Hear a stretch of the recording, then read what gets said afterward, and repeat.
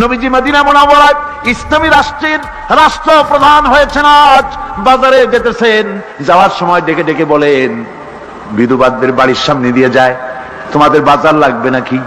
এতিমের বাড়ির সামনের থেকে যায়, তোমাদের বাজার লাগবে নাকি? আমারে বলো, আমি বাজার করে এনে দেব। নিজের পেটে খাবার নাই, দুয়ারে দুয়ারে খাবার পৌঁছে গেছে, খাবারের অভাব নাই, মানুষ খাওয়া পেয়েছে, পড়া পেয়েছে, চুরি ডাকাতি বন্ধ হয়ে গেছে। হুজুর বলেন, খায়রুল কুরুনে কারনি, সর্বশ্রেষ্ঠ যুগ আমার যুগ। সুদ বন্ধ হয়ে গেল।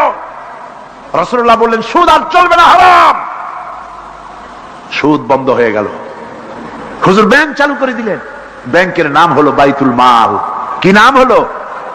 এই ব্যাংক যেদিন রাসূলুল্লাহ উদ্বোধন করেন, আল্লাহ নবী বাইতুল মাল ব্যাংক উদ্বোধনের দিনে যে বক্তৃতা করলেন, বুখারীতে সেই বক্তৃতা লেখা হয়ে গেল।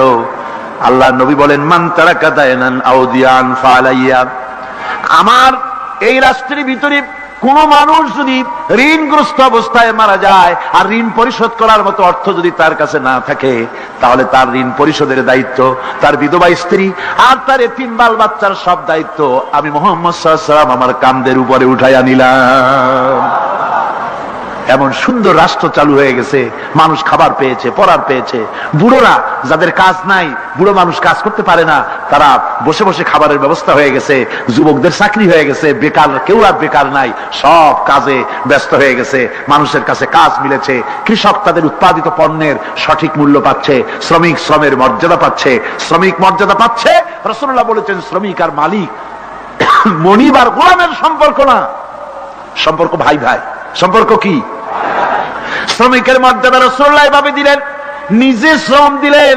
মদিনার 8 বছর চলে যাওয়ার পর হযরত আয়েশা রাসূলুল্লাহকে দেখলেন মাজা কুজা। হযরত আয়েশা বলেন, হুজুর মাজাটা কুজা কেন? বয়সের কারণে হলো নাকি? হুজুর বলেন, না, বয়সের কারণে হয় নাই। এই মদিনার চতুর্দিকে কাফির বেঈমানেরা যখন মদিনাকে আক্রমণ করেছিল, আমি তখন মদিনার চতুর্দিকে খন্দক পরিখা খনন করেছিলাম, 3 মাইল লম্বা, 15 ফিট গভীর, 30 ফিট চওড়া। সাহাবীরা মাটি কেটেছে, আমি মাটি বহন করেছি, আবার আমি মাটি কেটেছি, সাহাবীরা মাটি কেটেছে। মাটি কেটে আর মাটির ঝুড়ি বহন করে করে কোমরে যে বেদনা হয়েছিল, আজ পর্যন্ত সেই বেদনা সেরে যায় নাই। এই হলো আমার রাসূল, এ হলো বিশ্ব নবী। এ কি নবী? সিল্লা এখন কি নবী?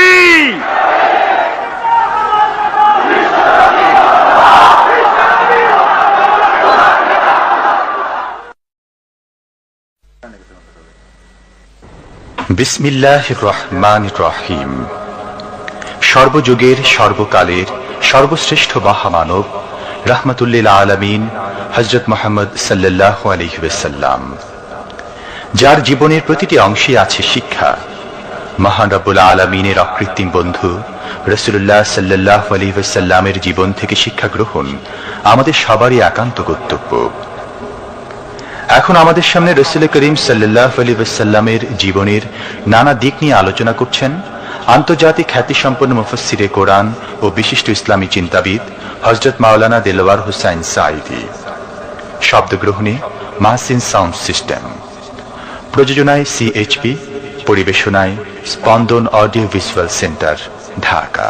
আল্লাহ রাব্বুল আলামিন বলেন, মা ইয়ানতিকু আনিল হাওয়া ইন হুয়া ইল্লা ওয়াহিয়ুন ইউহা। আমার নবী নফসকে অনুসরণ করে, প্রবৃত্তিকে অনুসরণ করে কোনো কথা বলেন না। আমার নবী যেটা বলেন সেটা হলো ওহী। আমি যা বলতে বলি তাই তিনি বলেন।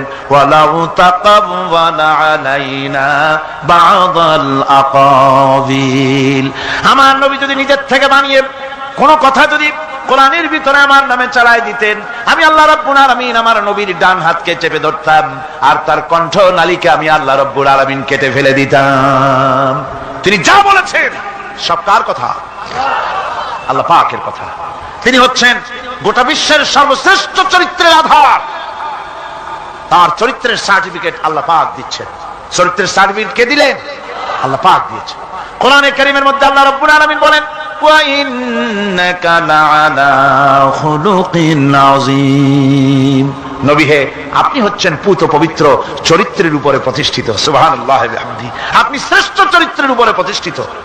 দেখুন রাসূল করিম সাল্লাল্লাহু আলাইহি ওয়াসাল্লাম নবুয়ত পাওয়ার পর যখন তিনি ঘরে প্রবেশ করেছেন, সর্বপ্রথম হযরত জিবরাইলের সঙ্গে জীবনের প্রথম দেখা, ভয় পেয়েছেন, শরীরে জ্বর এসেছে এবং হযরতে খাদিজাকে গিয়ে বলছেন যে আমাকে ঢেকে দাও, আমি ভয় পেয়েছি। হযরতে খাদিজাতুল কুবরা রাদিয়াল্লাহু তাআলা আনহা তিনি রাসূলকে বলছেন, আবুল কাসেম, হে কাসেমের পিতা, আপনার ভয় পাওয়ার কোনো কারণ নাই, আপনাকে জিন বা শয়তান কোনো অনিষ্ট করতে পারে না, কারণ আপনি এতিমদেরকে, মিসকিনদেরকে খেতে দেন, আপনি বিধবাকে আশ্রয় দেন, আপনি প্রতিবেশীর হক আদায় করেন, আপনি আত্মীয়দের হক আদায় করেন।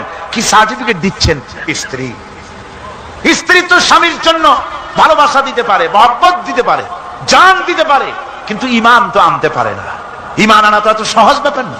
কিন্তু রাসূল করিম সাল্লাল্লাহু আলাইহি ওয়াসাল্লাম যখন তাকে তাওহীদের দাওয়াত দিলেন, রিসালাতের দাওয়াত দিলেন এবং বললেন আমি নবী, হযরত খাদিজা এক মুহূর্ত দেরি করেন।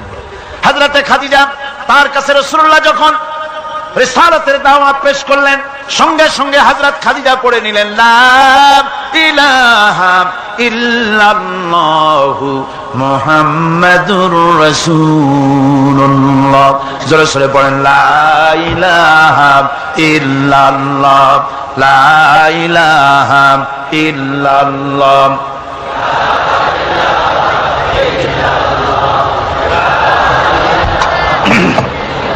মহব্বতের সাথে জোরে সোরে পড়েন লা ইলাহা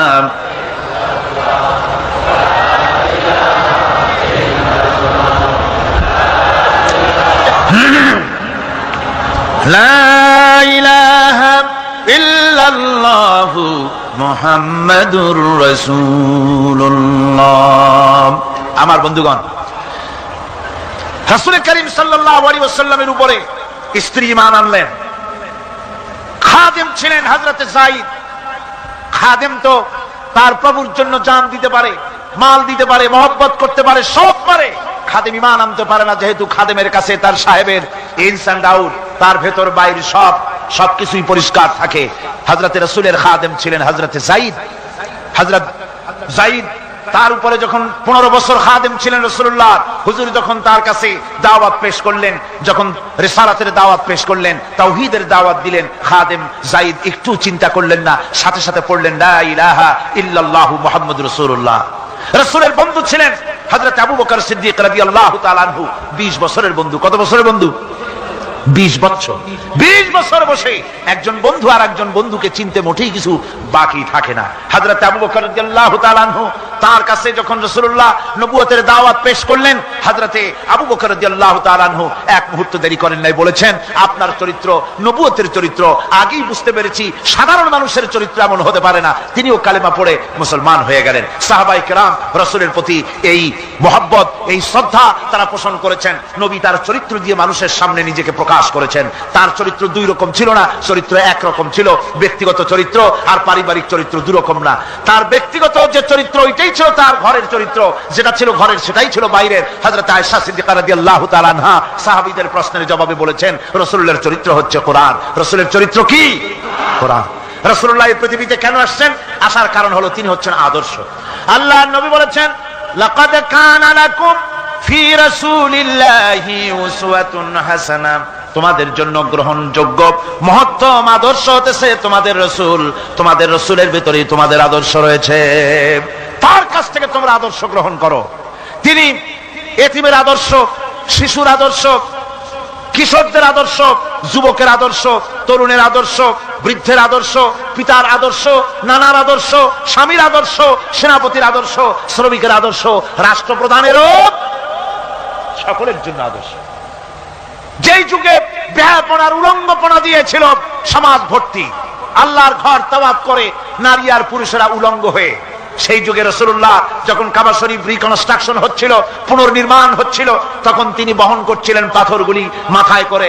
তার চাচা তাকে বললেন তোমার তো বড্ড কষ্ট হচ্ছে, তুমি এখন এইটাকে ঘাড়ের উপরে, লুঙ্গিটা খুলা ঘাড়ের উপরে রেখে তারপর এটা বহন করো। হুজুর যখন লুঙ্গির গিরায় হাত দিয়েছেন খুলবেন এই চিন্তা করে ঘাড়ের উপরে রেখে পাথর বহন করবেন, লুঙ্গির গিটে হাত দিয়েছেন, খোলেন নাই। লুঙ্গির গিটের উপরে হাত রেখে তিনি চিন্তা করলেন এতগুলি লোকের সামনে কাপড়টা খুললে পরে কি শরম হবে। কাপড়টা খোলেনি নাই, শুধু খুললে পরে কি লজ্জা হবে। এই আগাম শরমের অনুভূতিতে মুহাম্মদ সাল্লাল্লাহু আলাইহি ওয়াসাল্লাম বেহুশ হয়ে জমিনের উপরে পড়ে গেছেন। আদর্শ কাকে বলে? শিশুর আদর্শ, কিশোরের আদর্শ, স্বামীর আদর্শ, পিতার আদর্শ, নানার আদর্শ, গোটা পৃথিবীর সমস্ত মানুষের আদর্শ রাসূল করিম সাল্লাল্লাহু আলাইহি ওয়াসাল্লাম। তার কাছে তিনি স্ত্রীদের আদর্শ ছিলেন, তিনি নানার আদর্শ ছিলেন। ইমাম হোসেনকে তিনি কোলে নিচ্ছেন, ঘাড়ে উঠছে বাচ্চা, বুকের উপরে উঠছে। একজন সাহাবী বলছেন, হুজুর বাচ্চা পেলে আপনি এত আদর করেন, আমার তো 6-7টা ছেলে মেয়ে, আমি মোটে কোলেও নি না, আর জীবনে একবার সুমাও খাই না, আমার মোটে ইচ্ছাই করে না। হুজুর বললেন, আল্লাহ যদি তোমার দিলের মধ্যে রহম পয়দা না করেন তো আমি কি করতে পারি? হুজুর বাচ্চাকে নিয়ে আদর করছেন। ইমাম হোসেনকে বলছেন, হোসেন কে বড় বলো তো, তুমি বড় না আমি বড়? হোসেন বলছেন, নানাজি আমি আপনার থেকে বড়। আশ্চর্য কথা, তুমি আমার থেকে বড় কিভাবে? হোসেন বলছেন, নানাজি বলুন তো আপনার পিতার নাম কি? হুজুর বলছেন, আমার পিতার নাম আব্দুল্লাহ। হোসেন বলছেন, এই আব্দুল্লাহ এই পর্যন্তই শেষ, আপনি তো আমার পিতার মতো পিতা পান নাই, আমার আব্বার মতো আব্বা আপনার আছে। আমার আব্বাকে বলা হয় আসাদুল্লাহিল গালিব, সমস্ত কাফেরদের জন্য বিজয়ী বীর বাঘ আমার আব্বা। এবং আমার আব্বা সম্পর্কে আপনি বলেছেন, আনা মাদিনাতুল ইলম ওয়া আলিয়ুম বাবুহা, আমি হচ্ছে একটি জ্ঞানের রাজ্য, আর আলী হচ্ছে সেই রাজ্যে প্রবেশের প্রধান তোরণ। আমার বাপের মতো বাপ আছে আপনার? হুজুর আশ্চর্য হয়ে গেলেন, বাচ্চা বলে কি? হোসেন বলছেন, নানাজি এবার কোন তো দেখি, এবার বলুন তো দেখি আপনার মায়ের নাম কি? হুজুর বলছেন, আমার মায়ের নাম আমেনা। হযরত হোসেন বলছেন, এই আমেনা পর্যন্তই শেষ, কয়জনে চিনবে কর? আমার মায়ের মতো একটা মা আপনার আছে? আমার মায়ের মতো একটা মা আপনি পেয়েছেন? আমার মাকে চেনেন? আমার মা হচ্ছেন জান্নাতের সাইয়্যিদাতুন নিসা, জান্নাতের সমস্ত মহিলাদের সরদারিনী আমার মা ফাতিমাতুজ জাহরা রাদিয়াল্লাহু তাআলা আনহা। আমার মায়ের মতো একটা মা আপনি পেয়েছেন? হোসেন বলছেন, নানাজি আর বলবো নাকি? কয় হ্যাঁ বলো। বলছেন, নানাজি এবার কোন তো দেখি আপনার নানার নাম কি? হুজুর বলছেন, আমার নানার নাম আব্দুল ওয়াহাব। হোসেন বলছেন, এবার আপনি মানুষের কাছে জিজ্ঞেস করেন কয়জন এই আব্দুল ওয়াহাব রয়েছেন? আপনি কি আমার নানার মতো একটা নানা পেয়েছেন? আমার নানাকে আপনি জানেন? আমার নানা সাইয়্যিদুল মুরসালিন, আশরাফুল আম্বিয়া, রাহমাতুল লিল আলামিন, বিশ্বনবী জনাবে মুহাম্মদ রাসূলুল্লাহ সাল্লাল্লাহু আলাইহি ওয়াসাল্লাম।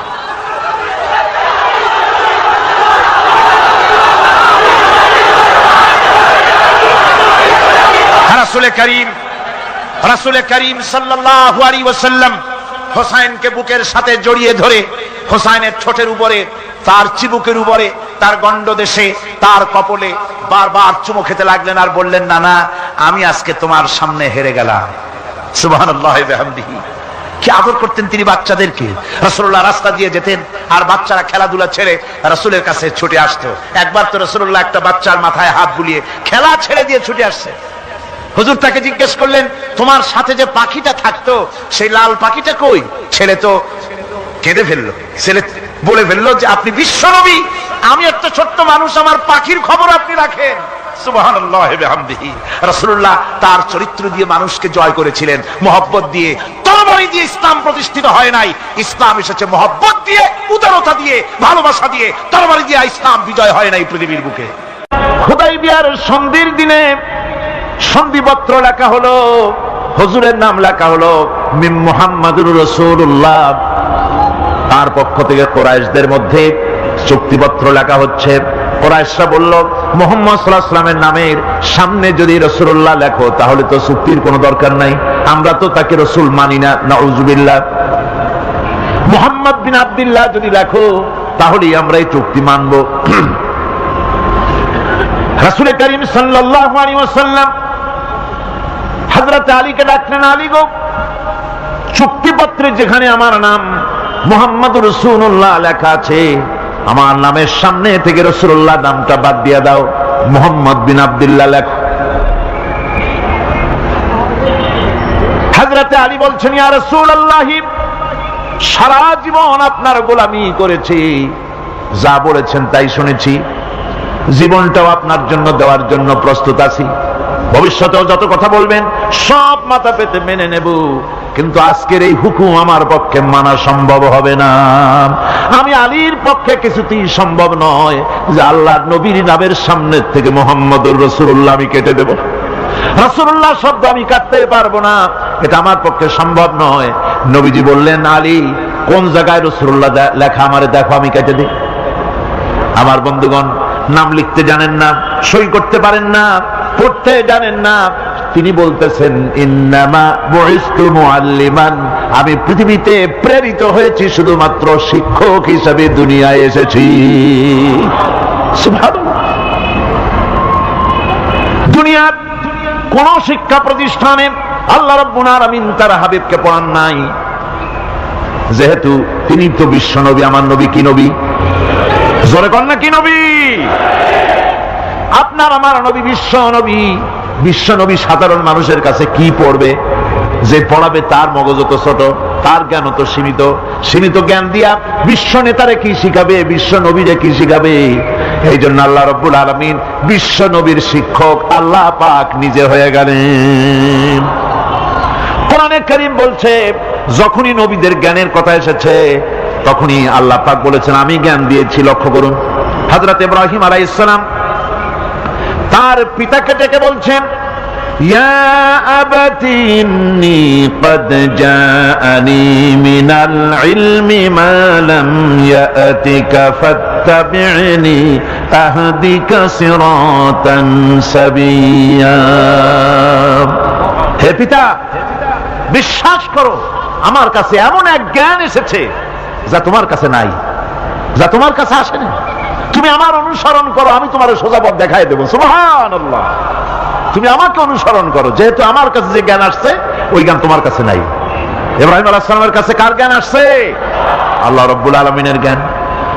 লূত আলাইহিস সালামকে নবুয়ত প্রদান করে আল্লাহ রাব্বুল আলামিন বলছেন, ওয়া লূতান আতাইনাহু হুকমান ওয়া ইলমা।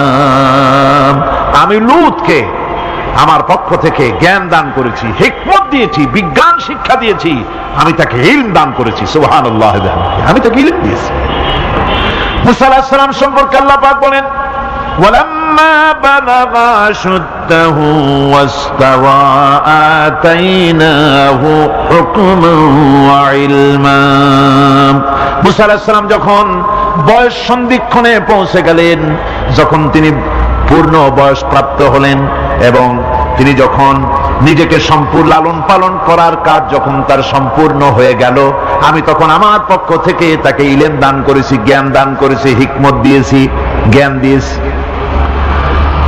রাসূল করিম সাল্লাল্লাহু আলাইহি ওয়াসাল্লাম সম্পর্কে আল্লাহ পাক বলছেন, ওয়ালা ইন ইত্তাবা'তা আহওয়াআহুম বা'দাল্লাযী জাআকা মিনাল ইলম মা লাকা মিনাল্লাহি মিন ওয়ালিয়্যিন ওয়ালা নাসীর। তুমি যদি জ্ঞান লাভের পরও তাদের প্রবৃত্তির অনুসরণ করো, তাহলে আল্লাহর কাছ থেকে তোমাকে রক্ষাকারী কেউ থাকবে না, কোন সাহায্যকারী তুমি পাবে না। আমি যে জ্ঞান তোমাকে দিয়েছি এটারই অনুসরণ করো, এর মধ্যেই মুক্তি, বিশ্ববাসীর মুক্তি এই জ্ঞানের অনুসরণের ভেতরে। প্রত্যেক জাতির জন্য আল্লাহ রাব্বুল আলামিন নিজের পক্ষ থেকে রাসূল পাঠিয়েছেন। আল্লাহ পাক বলেছেন, ওয়ালিকুল্লি উম্মাতির রাসূল, প্রত্যেক জাতির জন্য আমি রাসূল প্রেরণ করেছি। এমন কোন জাতি নাই যার কাছে নবী রাসূল পাঠানো হয় নাই। ওয়া ইম মিন উম্মাতিন ইল্লা খালা ফিহা নাযীর। সমস্ত নবীদের কাছে, সমস্ত উম্মতের কাছে, জাতির কাছে আমার পক্ষ থেকে আমি নবী পাঠাইছি। কোন সুবহানাল্লাহ। কেউ যেন বলতে পারে না যে আমরা আল্লাহর পক্ষ থেকে কোনো দাওয়াত পাই নাই, আল্লাহর পক্ষ থেকে সত্যকে চেনার কোন রাস্তা পাই নাই। এই জন্য প্রত্যেক নবীদের, প্রত্যেক উম্মতের জন্য, জাতির জন্য আল্লাহ সুবহানাহু ওয়া তাআলা তিনি নবী পাঠিয়েছেন নিজের পক্ষ থেকে, হেদায়েত পাঠিয়েছেন নিজের পক্ষ থেকে। এই নবীদেরকে পাঠাবার উদ্দেশ্য কি ছিল? কোরআনে কারিমে আল্লাহ পাক বলেন, আমাদের নবীকে আল্লাহ পাক ডেকে বলছেন, আলিফ লাম রা কিতাবুন আনজালনাহু ইলাইকা লিতুখরিজান নাস মিনাজ যুলুমাতি ইলান নূর। আলিফ লাম রা কিতাবুন আনজালনাহু ইলাইকা লিতুখরিজান নাস মিনাজ যুলুমাতি ইলান নূর। এই কিতাব আমি আপনার উপর অবতীর্ণ করেছি। এ হচ্ছে একখানা কিতাব। এই কিতাবখানা আমি আপনার প্রতি অবতীর্ণ করেছি। এই জন্য করেছি কিতাব অবতীর্ণ, যাতে করে মানব মণ্ডলীকে পঞ্জীভূত অন্ধকারের ভিতর থেকে বের করে আলোর দিকে নিয়ে আসতে পারেন। এ বিশ্ব হচ্ছে অন্ধকারে ভরা। পৃথিবীতে মানব রচিত যত মতবাদ আছে সব হচ্ছে অন্ধকার। সবগুলি কি? অন্ধকার। এই অন্ধকারের ভিতর থেকে আলোর দিকে নিয়ে আসবেন। আলো হচ্ছে কি? ইসলাম। আলো হচ্ছে কোরআন। কোরআনের দিকে নিয়ে আসবে, ইসলামের দিকে নিয়ে আসবে। সেই জন্য আমি আপনার প্রতি এই কোরআন অবতীর্ণ করেছি। আমার ভাইয়েরা, সকল আসমানি কিতাবের উপরে আমাদের ঈমান আনা লাগবে। শুধুমাত্র কোরআন শরীফের উপরে নয়, সকল কিতাবের উপর ঈমান আনতে হবে। কোরআনকে যেমন মানি, মুহাম্মদ সাল্লাল্লাহু আলাইহি ওয়াসাল্লামকে যেমন মানি, সব নবীদের উপরে ওই রকম ঈমান আনতে হবে। কোরআন যেমন মানি ওই রকম করে সমস্ত কিতাবের উপরে ঈমান আনতে হবে। এটার শর্তই দেওয়া হয়েছে, মুমিন হচ্ছে তারা ওয়াল্লাযীনা ইউমিনুনা বিমা উনজিলা ইলাইকা ওয়া মা উনজিলা মিন ক্বাবলিক।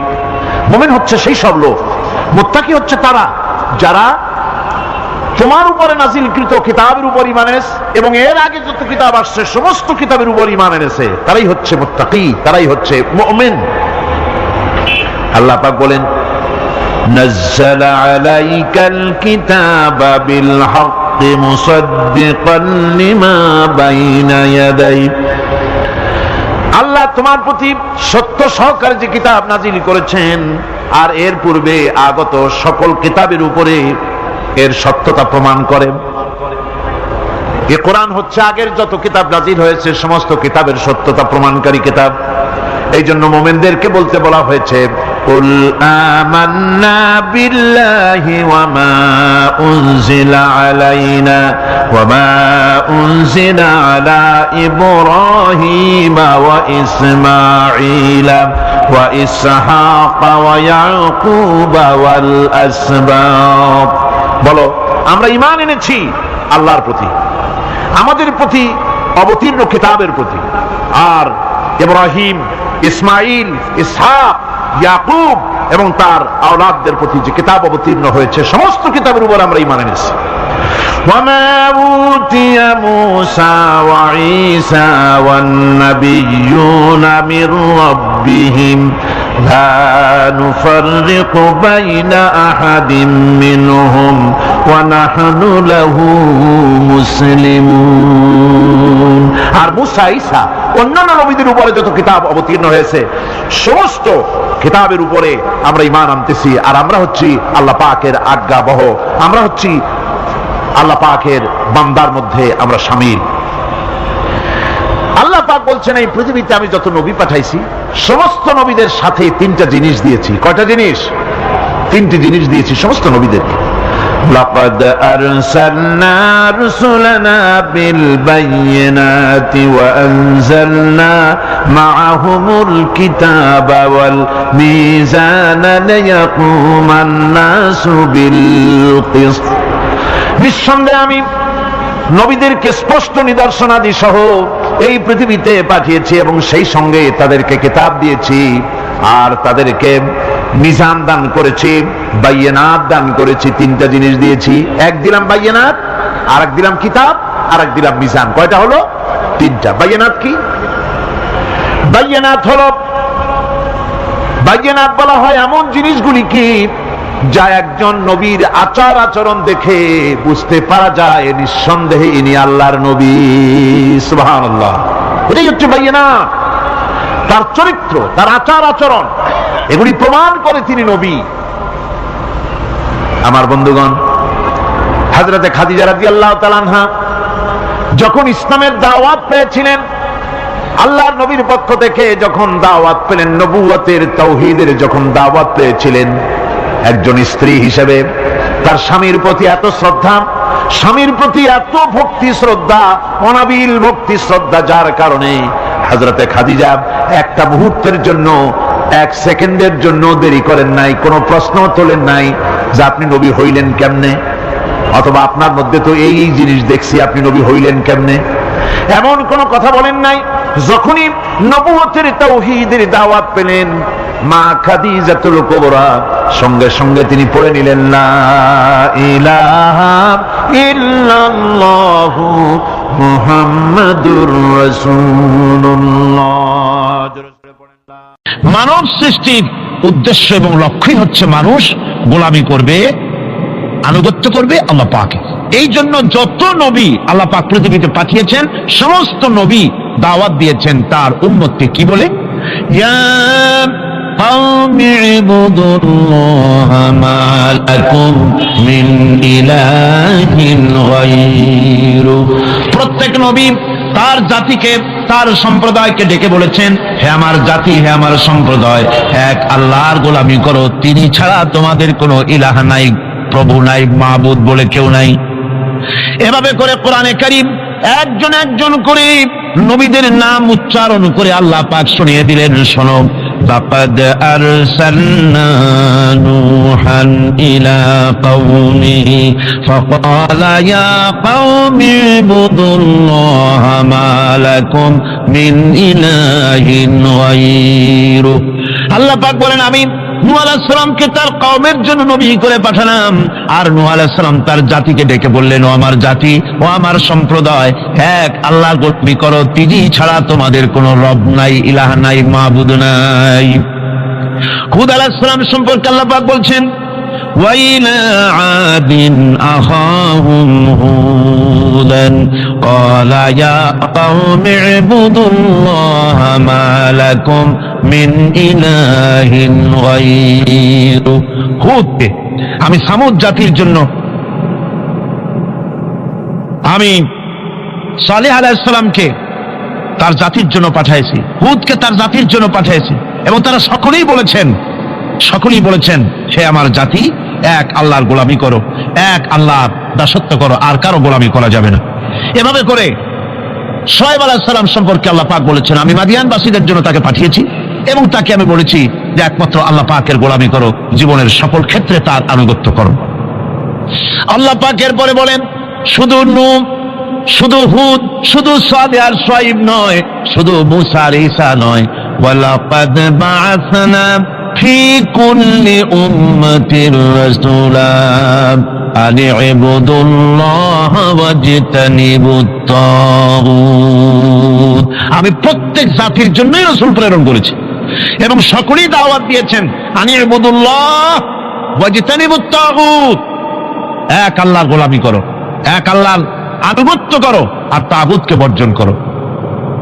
তাগুত হচ্ছে সেই শক্তি যে শক্তি শুধু নিজেই আল্লাহর আইন অমান্য করে না, অন্যদেরকেও অমান্য করতে বাধ্য করে, তাকে কি বলা হয়? কোরআন বলছি, ওয়ামা আরসালনা মিন ক্বাবলিকা মির রাসূলিন ইল্লা নূহি ইলাইহি আন্নাহু লা ইলাহা ইল্লা আনা ফা'বুদুন। আল্লাহ পাক বলছেন, হে নবী, তোমার পূর্বে এই পৃথিবীতে আমি যাদেরকে পাঠিয়েছি তাদের সকলের প্রতি আমি এই ওহী অবতীর্ণ করেছিলাম যে তারা তার জাতিকে বলবে, লা ইলাহা ইল্লা, লা ইলাহা ইল্লা আনা, আমি ছাড়া কোনো ইলাহ নাই, অর্থাৎ আল্লাহ ছাড়া কোনো ইলাহ নাই। এই কথাটা নবীরা সকল জাতির কাছে তারা বলবে, এই বলে ওহী নাযিল করেছে, এবং তারা বলবে একমাত্র আল্লাহ পাকের গোলামি, তার আনুগত্য জীবনের সকল ক্ষেত্রে করতে হবে, তিনি ছাড়া কোনো ইলাহ নাই, এটাকে বিশ্বাস করতে হবে। মেরাজ উপলক্ষে আল্লাহ পাক রাসূল করিম সাল্লাল্লাহু আলাইহি ওয়াসাল্লামকে যে পেগাম দিয়েছিলেন, যে হাদিয়া দিয়েছিলেন, যে 14টি পেগাম ছিল, তার মধ্যে প্রথম পেগাম যেটা ছিল সে ছিল কি, وَقَضَى رَبُّكَ أَلَّا تَعْبُدُوا إِلَّا إِيَّاهُ وَبِالْوَالِدَيْنِ إِحْسَانًا। তোমার রবের পক্ষ থেকে এটা চূড়ান্ত রূপে ফয়সালা হয়ে গিয়েছে, চূড়ান্ত ফয়সালা হয়ে গিয়েছে যে দাসত্ব, গোলামি, আনুগত্য করতে হবে কেবলমাত্র আল্লাহ সুবহানাহু ওয়া তাআলা, আল্লাহ পাকের গোলামি ছাড়া কারো গোলামি করা যাবে না। এখন এই গোলামিটা কি জিনিস, আসুন আমরা ব্যাখ্যা করে আলোচনা করে বুঝতে চেষ্টা করি গোলামিটা কি। এটি হচ্ছে, এটা মানুষের একটা স্বভাবজাত প্রবৃত্তি। মানুষের সামনে মানুষ কারো না কারো আনুগত্য করতে চায়, এটা তার রুহের মধ্যে, তার রক্তের মধ্যে, তার দেহের মধ্যে এটা মিশ্রিত রয়েছে।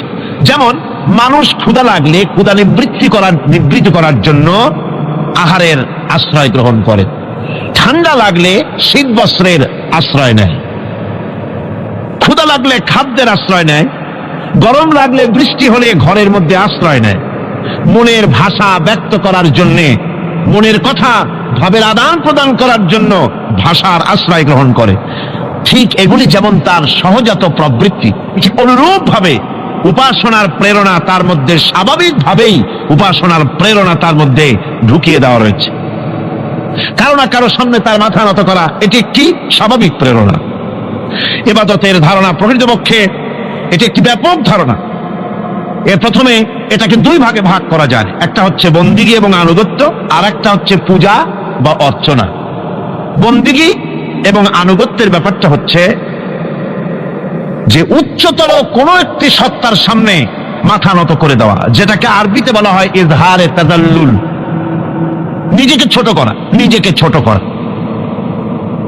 এই নিজেকে ছোট করাটা এটা কিন্তু আল্লাহ পাক ছাড়া কারোর সামনে মাথা নত করা, কথা বুঝেন না নাকি? আল্লাহ ছাড়া কারোর সামনে মাথা নত করা যাবেন। সুতরাং আজ ইজহারে তাজাল্লুল, মানুষ নিজেকে ছোট করবে কেবলমাত্র আল্লাহর কাছে। কার কাছে? আল্লাহ ছাড়া কারো সামনে মানুষ মাথা নত করতে পারবে না। এমনকি আমার দেশের কোর্টগুলিতে জজ সাহেবদেরকে বলা হয় মিলর্ড, আমার প্রভু।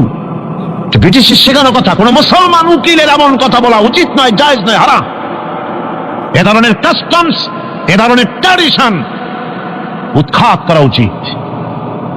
মাননীয় স্পিকার, মাননীয় জজ সাহেব, সম্মানিত জজ সাহেব এভাবে বলতে পারে, কিন্তু আমার প্রভু, প্রভু তো মুসলমানের একজন। প্রভু কয়জন? তার নাম কি? এই 4-5 জনে কইলেন আল্লাহ। আল্লাহর নাম নিতে দুঃখ লাগে, ভয় করে, লজ্জা করে, চিল্লা এখন প্রভু কে? আল্লাহ সুবহানাহু ওয়া তাআলা। সুতরাং তার সামনে মাথা নত করতে হবে। এখন বন্দিগি বা আনুগত্য, আমি এই জিনিসটা একটা দৃষ্টান্তের মাঝে আপনাদের সামনে পেশ করতে চাই। খুবই গুরুত্বপূর্ণ বিষয়, আপনারা শুনলে আশা করি আল্লাহ পাক আমাদেরকে ফায়দা দান করবেন। আমি দোয়া চাই এই গুরুত্বপূর্ণ বিষয়টি যেন গুছিয়ে আপনাদের সামনে পেশ করতে পারি, আল্লাহ পাক যেন তৌফিক দান করেন। এই আনুগত্যটার একটা দৃষ্টান্ত ভাবে দেওয়া যায়, যেমন চাকর মনিবের আনুগত্য করে। চাকর কার আনুগত্য করে? মনিবের। মনিব যা বলে চাকর সেগুলিকে মান্য করে। এটাকে আরেকটু বড় করে যদি দেখতে চান তাহলে এভাবে বলা যায়, জনগণ, একটা দেশের জনগণ সরকারের আনুগত্য করে। সরকার যা বলে সরকারের আনুগত্য করে। মানুষ তার নিজের অজান্তেও কোর্টে, কাছারিতে, আদালতে, রাস্তায়, নৌকায়, স্টিমারে, প্লেনে, শিক্ষাঙ্গনে, সর্বত্র একটি দেশের জনগণ একটা সরকারের আইন নিজের অজান্তেই মেশিনের মতো পালন করে চলে, ঠিক কিনা? এই দৃষ্টিতে যে পরিমাণ লোক কোন সরকারের কর্তৃত্ব সীমায় বাস করে এবং তারা আইনের অনুবর্তন করে, তাদের সম্পর্কে আমরা বলতে পারি জনগণ অমুক সরকারের আনুগত্য করছে। আর এটাকে যদি আরবিতে বলেন তাহলে বলা যায় এভাবে, জনগণ অমুক সরকারের ইবাদত করছে, আনুগত্য করছে, দাসত্ব করছে, গোলামি করছে। এবার এই ধারণাটিকে আরো একটু প্রশস্ত করে নিন, তাহলে আপনি দেখতে পাবেন, প্রথমে বললাম মনিবার চাকর, তারপর বললাম জনগণ আর সরকার। এবার এই দৃষ্টিকে আরো প্রশস্ত করে দিয়ে বিশ্বের দিকে তাকান, মহা শূন্যের দিকে তাকান। গাছপালা, তরু লতা, কীট পতঙ্গ সব যেন কারো আইন মেনে চলছেই তো মনে হয় নাকি কন? এবার শুনুন আল্লাহ পাক কি বলছে। আল্লাহ রাব্বুল আলামিন বলেন, আফাগায়রা দীনিল্লাহি ইয়াবগুন ওয়ালাহু আসলামা মান ফিস সামাওয়াতি ওয়াল আরদি তাওআন ওয়া কারহা। আফাগায়রা দীনিল্লাহি ইয়াবগুন, তোমরা কি আমার দেওয়া জীবন ব্যবস্থাকে ছেড়ে দিয়ে অন্যের তৈরি করা কোন ব্যবস্থা তালাশ করো? ওয়ালাহু আসলামা মান ফিস সামাওয়াতি ওয়াল আরদ, অথচ আকাশে যা আছে, জমিনে যা আছে, সব কিছু আনুগত্যের মস্তক আমার সামনে মাথা নত করে দিয়েছে। সুবহানাল্লাহ ওয়া বিহামদিহি, ঠিক কিনা? একটি ধূলি কণা থেকে শুরু করে নক্ষত্র লোক অবধি যা কিছু আমরা দেখতে পাই, যা দেখি না, সব হুকুম মানে কার? এই আইনের বৃদ্ধাচরণ করার ক্ষমতা কারো নাই। এটাকে বলা যায় গোটা বিশ্ব চলাচল আনুগত্য করছে, গোলামি করছে, ইবাদত করছে, কার করছে? আল্লাহ পাকের। এটাকে ইংরেজিতে বলা হয় ল অফ নেচার, এটাকে আরবিতে বলা হয় কানুনে ফিতরত, এটাকে বাংলায় বলা হয় প্রকৃতির আইন। এই আইনকে লঙ্ঘন করার ক্ষমতা কারো না। বন্ধুগণ, এই পৃথিবীর আপনি লক্ষ্য করে দেখবেন কোরআন মাজিদে এই বন্দিগিকে কোথাও ইবাদত বলেছে, কোথাও তাসবিহ বলেছে, কোথাও তাকদীস বলেছে, কোথাও সুজুদ বলেছে, কোথাও কুনুত বলেছে। আল্লাহ রাব্বুল আলামিন এই ইবাদতকে, আল্লাহ পাকের এই আনুগত্যকে বিভিন্ন শব্দে ব্যবহার করেছে। যেমন وَلَهُ مَنْ فِي السَّمَاوَاتِ وَالْأَرْضِ وَمَنْ عِنْدَهُ لَا يَسْتَكْبِرُونَ عَنْ عِبَادَتِهِ وَلَا يَسْتَحْسِرُونَ। আসমান এবং জমিনে যা কিছু আছে সব আল্লাহ পাকের, আর যে সব ফেরেশতারা তার নিকটে আছে তারা সবাই আল্লাহ পাকের বন্দেগী করছে। আল্লাহ পাকের বন্দেগী করার ভিতরে কেউ ত্রুটি করছে না। ইউসাব্বিহুনা আল-লাইলা ওয়ান-নাহারা লা ইয়াফতুরুন। তারা রাত দিন তার প্রশংসা কীর্তনে মাথা নত করে দিয়ে কোন রকমের বিশ্রাম ছাড়া, শৈথিল্য ছাড়া সব আল্লাহ পাকের জিকির করছে, তাসবিহ করছে, আনুগত্য করছে। আকাশের সমস্ত ফেরেশতারা, কত ফেরেশতা তার তো কোনো ঠিক ঠিকানা নাই। কত লক্ষ লক্ষ ফেরেশতা আছে শুধু রুকুর হালতে আছে, কেউ তো সিজদার হালতে আছে, কেউ তো কিয়ামের হালতে আছে, আর যার উপরে যে ডিউটি আছে সেই ডিউটি পালন করছে। সব আল্লাহ পাকের আনুগত্য করে চলছে।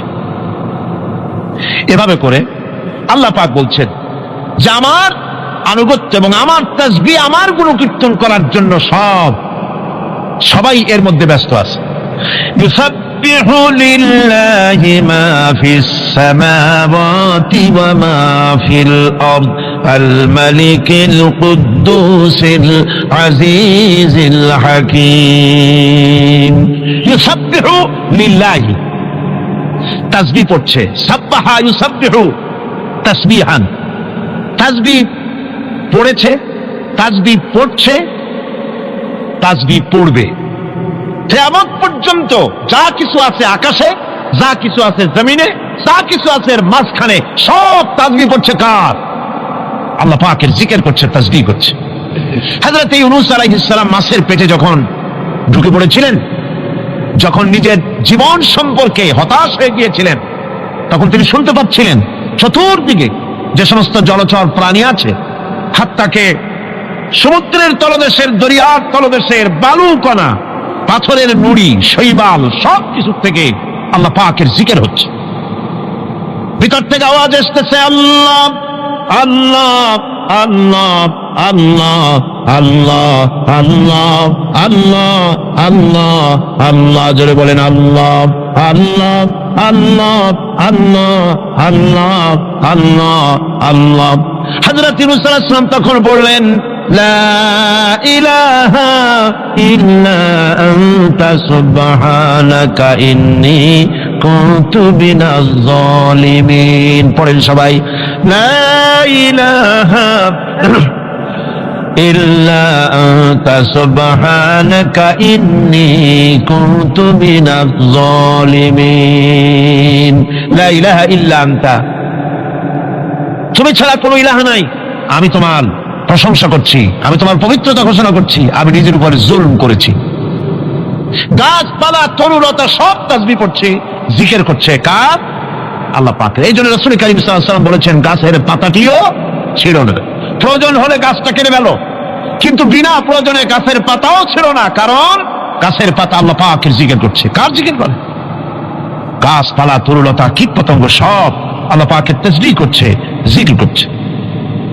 কোরআনে কারীম বলছে ওয়ালিল্লাহি মুলকুস সামাওয়াতি ওয়াল আরদি ওয়া ইলাল্লাহিল মাসির। আকাশ মণ্ডল এবং জমিনের বাদশাহী আল্লাহ পাকের, এবং তারই কাছে আমাদের সকলকে ফিরে যেতে হবে। মালিক হচ্ছেন তিনি। আর তার তাসবিহ আকাশ জমিন, যা দেখতে পাই যা দেখতে পাই না, এর মধ্যস্থিত যা কিছু আছে সব কিছুই আল্লাহ পাকের তাসবিহ গুলো কীর্তনে সব নিরত আছে। অন্য আয়াতে আল্লাহ পাক বলেন وَلَهُ مَن فِي السَّمَاوَاتِ وَالْأَرْضِ كُلٌّ لَّهُ قَانِتُونَ। আসমান এবং জমিনে যা আছে তা সবই আল্লাহর নির্দেশের সামনে মাথা নত করে দিয়েছে। শুধু তাই নয়, الشمس والقمر بحسبان والنجم والشجر يسجدان। সূর্য এবং চন্দ্র হিসাব অনুযায়ী আবর্তিত হচ্ছে এবং বৃক্ষ এবং নক্ষত্র রাজি সেজদায় রত হয়ে আছে। সব আল্লাহ পাকের সামনে মাথা নত করে দিয়েছে। এই ইবাদত, তাসবিহ, আজ্ঞা অনুবর্তিতা, নিয়ম অনুবর্তিতা, সচেতনতা, সকল কিছু সকলেই মিলে আল্লাহ পাকের একটি ধূলিকণা থেকে শুরু করে পাহাড় পর্বত পর্যন্ত সব আল্লাহর নিয়ম কানুন মেনেই চলছে। আপনি দেখতে পাচ্ছেন সমুদ্রে যে জোয়ার এবং ভাটা হয় কার নির্দেশে হয়? কার নির্দেশে হয়? আরো লক্ষ্য করুন, সমুদ্রের পানি লবণাক্ত। এই নোনা পানি, সমুদ্রের নোনা পানিগুলি পদ্মা, মেঘনা, যমুনা, ব্রহ্মপুত্র, শীতলক্ষা, সুরমা এসব মিষ্টি পানির ভিতরে জ্বরের টানে লবণাক্ত পানিগুলি ঢুকে যায়। আবার ভাটির টানে মিষ্টি এলাকার পানিগুলি সব গিয়ে সমুদ্রের মধ্যে নোনা পানির মধ্যে চলে যায়। মাঝখানে কোনো পার্টিশন নাই, মাঝখানে কোনো হেজাব নাই, কোনো বেড়া নাই, বাদ নাই। অথচ নোনা পানি মিষ্টি পানির ভিতরে গিয়ে মিষ্টি পানিরে নোনা বানায় না, নোনা পানি মিষ্টি এলাকায় গিয়ে মিষ্টি পানিরে নোনা বানাইতে পারে না। এই যে আল্লাহ পাকের হুকুম মেনে সব চলতেছে, জোয়ার ভাটাগুলি হতেছে, রাত আর দিন চলতেছে। রাত 12টার সময় সূর্য এসে বলে না রাত সর, আমি এখন দিন বানায় ফেলাবো। বেলা 12টার সময় রাতের আগমন ঘটতে পারে না। لا الشمس ينبغي لها أن تدرك القمر ولا الليل سابق النهار وكل في فلك يسبحون। সূর্য চাঁদকে অতিক্রম করতে পারে না, চাঁদ সূর্যকে অতিক্রম করতে পারে না। কারোর সঙ্গে কারো বাধা হয় না, টক্কর লাগে না। সব আল্লাহ পাকের হুকুম মেনে ইলা আজালিন মুসাম্মা, নির্ধারিত সময় পর্যন্ত সবাই যাতায়াত করবে। শুধু তাই নয়, আল্লাহ পাকের এক বিরাট সিস্টেম, এক বিরাট কুদরতের মাধ্যমে গোটা পৃথিবী চলছে। এর কোনো পরিবর্তন হবে না। নারকেল গাছে কোনোদিন বেল হবে না, বেল গাছে কোনোদিন তাল হবে না, কাঁঠাল গাছে কোনোদিন খেজুর হবে না, আবার খেজুর গাছে কোনোদিন লিচু হবে না। হবে নাকি? ওয়ালান তাজিদা লিসুন্নাতিল্লাহি তাবদীলা। আমার প্রকৃতির আইনের মধ্যে, আমার ল অফ নেচারের ভেতরে কোনো পরিবর্তন হবে না। সবগুলি আমার আইন মানতে হবে। এখন হতে পারে এমন যে ব্যক্তি আল্লাহরে মানে না, ব্যক্তি বোঝেন না নাকি বোঝেন না? একটা মানুষ আল্লাহরে মানে না, ও না মানতে পারে। যে জিহ্বাকে দিয়া বলে দেয়ার ইজ নো গড, স্রষ্টা বলতে কেউ নাই, যে জিহ্বাকে দিয়া বলে সে জিহ্বা হুকুম মানে কার? আল্লাহ পাকের হুকুম মানে। কিরকম? জিহ্বার উপরে যদি তিতা রাখে আপনি বলেন তিতা তুলসিটাতে কি হয়েছে, খবরদার তিতা টেস্ট নিবি না, তিতা টক এই টেস্ট নিতে পারবি না। আপনার কথা জিহ্বা শুনবে? শুনবে। ওর উপরে যে নির্দেশটা আছে সেই নির্দেশ অনুযায়ী সে কাজ করবে। টয়লেটে গিয়ে আপনি না খেলে কবেন যে খবরদার, আমি একটা বিরাট অফিসার, অনেক টাকা পয়সার মালিক, অথবা বিরাট একটা মন্ত্রী টন্ত্রী কিছু একটা, সবাই আমার হুকুম মানে, তোকে মানতে হবে, খবরদার দুর্গন্ধ যেন নাকের মধ্যে না ঢোকে। নাক আমি চাবি ধরতে পারবো না। শুনবে না কে? শুনবে। নাক হোক, কান হোক, চোখ হোক, মুখ হোক, প্রত্যেকটা অঙ্গ প্রত্যঙ্গ, এগুলি সব হুকুম মানে কার? হতে পারে ব্যক্তি আল্লাহরে অস্বীকার করে বসলো, আল্লাহকে বললো যে আল্লাহ নাই, সব এমনি এমনি। এর কপালের লক্ষণ। কিসের লক্ষণ? কপাল পড়া লক্ষণ। সব বোঝে, একটা মাত্রা এটা কয় যে না কেউ এটারে বানাইছে। এই যে একটা ভিডিও ক্যামেরা, এটারে কেউ দেখলে বলবে যে কয়েকজন আলেমে মিলে ফু দিছে আর অন্য একটা মাইক হয়ে কি বল ক্যামেরা হয়ে গেছে, বলবে কেউ? কোন পাগলেও কবে? এই প্যান্ডেলটা দেখে কি মনে হবে? 4-5 জন পিসা বাইসে কোসাইড কোণে দাঁড়াইয়া ফু দিছে, সাথে সাথে প্যান্ডেল হয়ে গেছে। এটা কথা হইল? একটা ছোট্ট টেবিল, একটা চাপ দেখলে বলে মানুষ বলে নিশ্চয়ই এটা কেউ বানাইছে। আজিব, এত বড় বিশাল আকাশ, এত সুন্দর জমিন, এত সুন্দর দেহ, এই মানুষ, গাছপালা, তরুলতা, কীট পতঙ্গ, পাহাড়, নদ নদী, এ সব কিছু দেখে কেবলমাত্র কপাল পড়াই বলতে পারে যে কেউ নাই, এমনি এমনি হয়েছে। আজিব তামাশা। এমনি এমনি একটা চাউল তৈরি হয় না, একটা ডিম তৈরি হয় না, এমনি এমনি পৃথিবীতে হয়ে গেল। সবগুলির পেছনে আল্লাহ পাক আছেন, তিনি সৃষ্টি করেছেন। এখন উপাস্যের প্রতি এই সৃষ্টি মানুষের দৃষ্টি আকর্ষণ করে। উপাস্য পাও না কে আল্লাহ, তা ঠিক পাও না, তা দেখাবার জন্য এই পৃথিবীর আল্লাহর সৃষ্টি প্রত্যেকটি পদার্থ, প্রত্যেকটি জিনিস ইঙ্গিত করে নিঃসন্দেহে কেউ না কেউ আছে, আর তার নাম হচ্ছে আল্লাহ। তার নাম কি? আরো জোরে বলেন, নাম কি? আল্লাহ পাক। এখন প্রশ্ন ওঠে, আল্লাহরে বানাইছে কেনা? বলে তো, মুরগি আগে না ডিম আগে? ডিম যদি আগে হয়ে থাকে তো ডিমটারে পারলো কে? আর মুরগি যদি আগে হয়ে থাকে, কোথার থেকে মুরগি এসে উড়ে এসে জুড়ে বসলো, আইলো কই থেকে? আল্লাহ যদি একজন থেকেই থাকেন তাহলে তার স্রষ্টাকে? এই প্রশ্ন তুলেছেন বার্টন রাসেল। প্রশ্ন তুলেছে স্রষ্টার স্রষ্টাকে। আমি দেখলাম এক আর্মি অফিসার একটা বই লিখেছেন, আমার এত ভালো লাগলো। বইটার নাম হচ্ছে আল কোরআন দ্য চ্যালেঞ্জ, মহাকাশ পর্ব। দারুণ লিখেছেন তিনি, আপনারা যদি পান খুঁজে নিয়ে পড়বেন। সে বইয়ের শেষ ভাগে গিয়ে তিনি এটার জবাব দিয়েছেন, স্রষ্টার স্রষ্টাকে তাই তুমি তালাশ করো।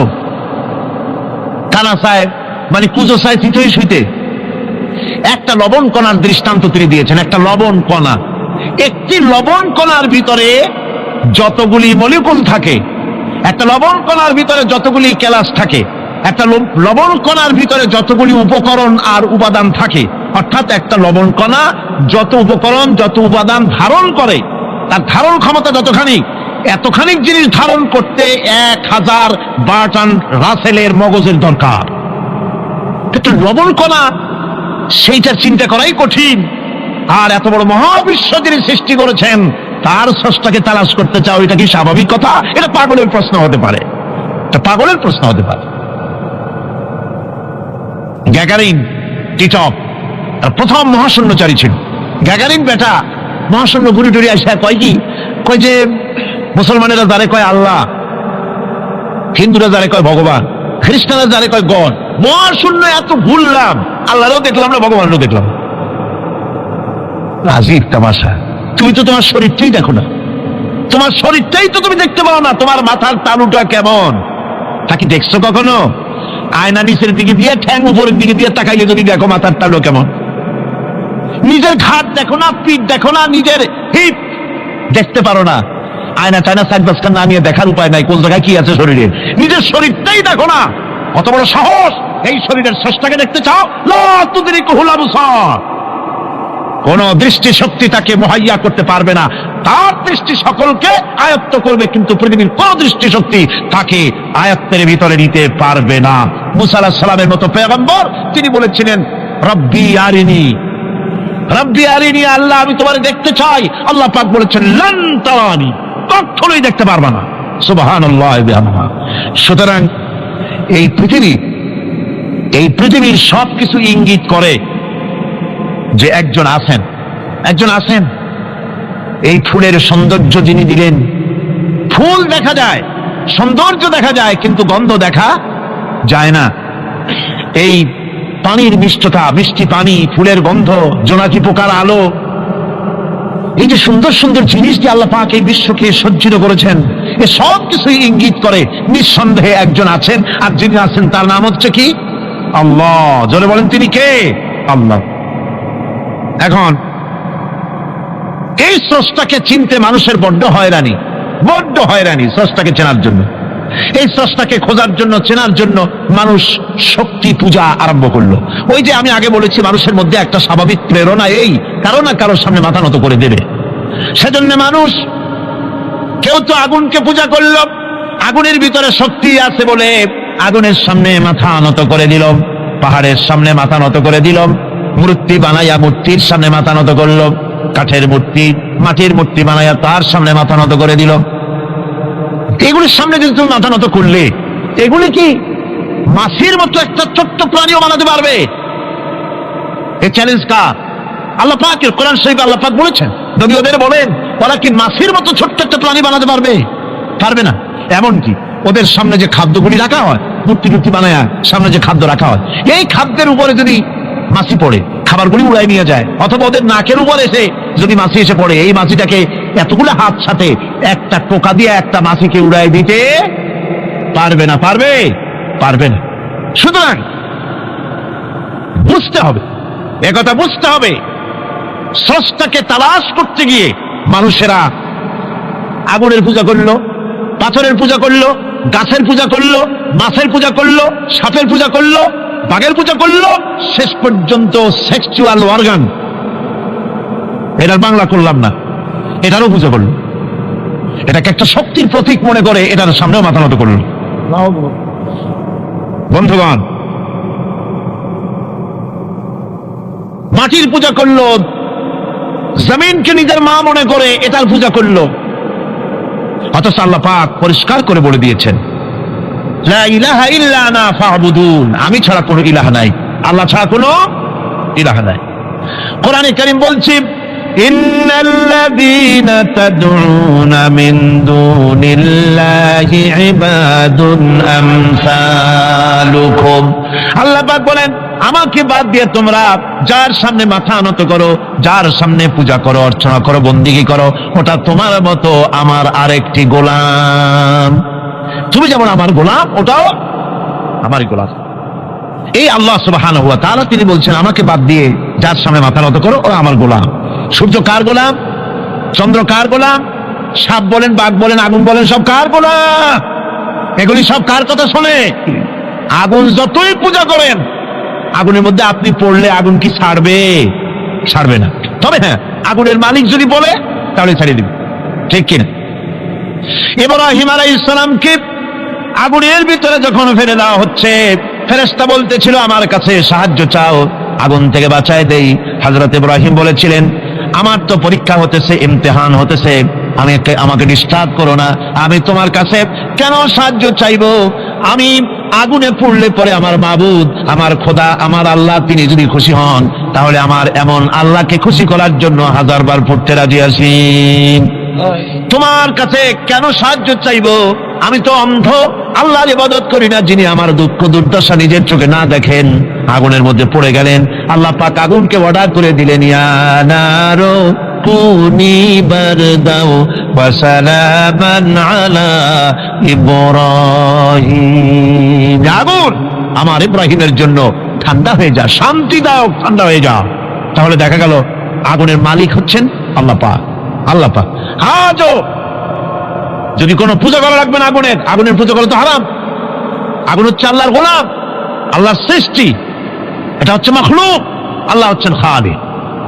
বিশ্বকবি, কবি সম্রাট আল্লামা ডক্টর ইকবাল কি সুন্দর করে বলেছেন, আজ ভি হো জো ইব্রাহিম কা ইমা পয়দা, আজ ভি হো जो इब्राहिम का इमा पैदा आग कर सकती है एक अंदाज गुलिस्ता पैदा। ইব্রাহিমের ইমান যদি আজও কোথাও হয় বিদ্যমান, করতে পারেন অগ্নিকুণ্ডে খুবসুরত এক গুলিস্তান।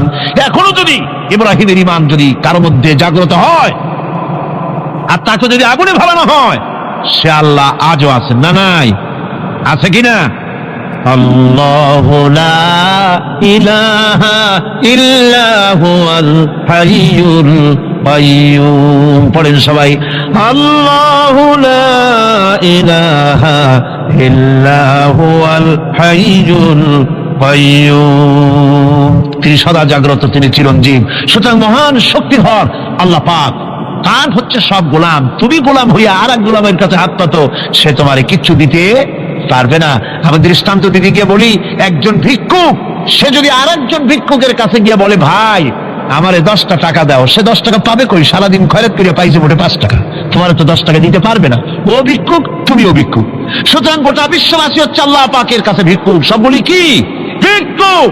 প্রধানমন্ত্রী হোক, প্রেসিডেন্ট হোক, প্রধান সেনাপতি হোক, আল্লাহ পাকের দরবারে এগুলি কিচ্ছুই না, গোলাম। এগুলি সব কি? গোলাম আর গোলাম। সুতরাং মাথা নত করা যাবে না কারোর সামনে। এই প্রকৃতি, এই নেচার শেখাচ্ছে, একজন আছেন, সেটাকে বুঝতে হবে। বোঝার জন্য আল্লাহ কি দিয়েছেন? কি বোঝার জন্য আল্লাহ পাক মানুষকে ব্রেন দিয়েছেন, বিবেক দিয়েছেন, শোনার জন্য কান দিয়েছে, দেখার জন্য চোখ দিয়েছে।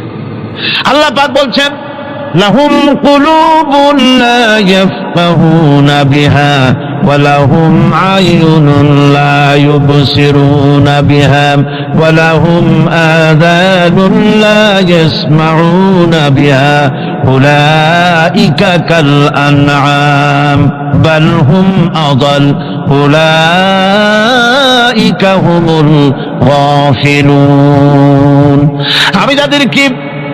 আমি যাদেরকে কান দিয়েছিলাম, কলব দিয়েছিলাম, বিবেক দিয়েছিলাম, বিবেক দিয়ে সব বুঝলো, কিন্তু আমারে বুঝলো না। বিবেক দিয়ে সব বুঝলো, বিবেক দিয়ে সমস্ত জিনিস, নিজের স্বার্থের জিনিসগুলি বুঝলো, কিন্তু আল্লাহকে বুঝলো না। কান দিয়েছিলাম শোনার জন্য, গান শুনলো, বাজে কথা শুনলো, সব শুনলো, কিন্তু হকের দাওয়াত তার কানের মধ্যে ঢুকলো না। হক বুঝলো না, হক শুনলো না, হক দেখলো না, সত্যকে চিনতে পারলো না। আল্লাহ পাক বলেন উলাইকা কাল আনআম, এরা হলো চতুষ্পদ জানোয়ার, জানোয়ার পশু।